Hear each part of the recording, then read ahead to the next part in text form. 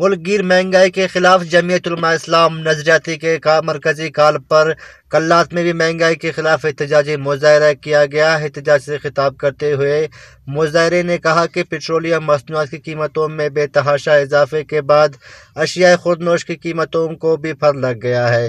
مہنگائی نے عوام سے 2 وقت کا نوالہ بھی چھین لیا ہے۔ عوام فاقہ کشی پر مجبور ہو گیا ہے۔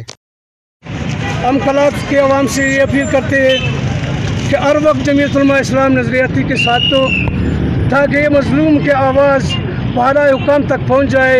یہ کلات پرسان حال میں ہے۔ کلات میں نہ گیس ہے نہ بجلی ہے، ہر دن کے اشیاء میں روز زیادہ ہوتے جا رہا ہے۔ دوسرا گیس ہے 1 کلو میں 70 روپے ایک دن میں اضافہ ہوتے ہیں۔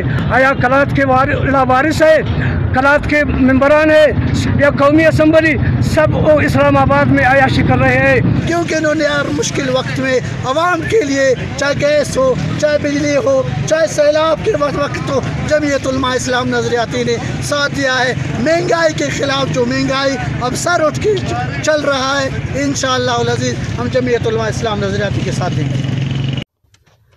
مظاہرین نے کہا کہ عمران خان کے دور میں مہنگائی مکاؤ مارچ کرنے والوں نے اقتدار میں وزارتیں لینے کے بعد اب بھول گئے کہ ان کے دور میں مہنگائی دگنا ہو گیا ہے۔ آئے روز اشیاء خوردنوش کی قیمتوں میں اضافہ ہو رہا ہے۔ عوام غریب دیہڑی دار طبقہ خودکشی پر مجبور ہو گئے ہیں۔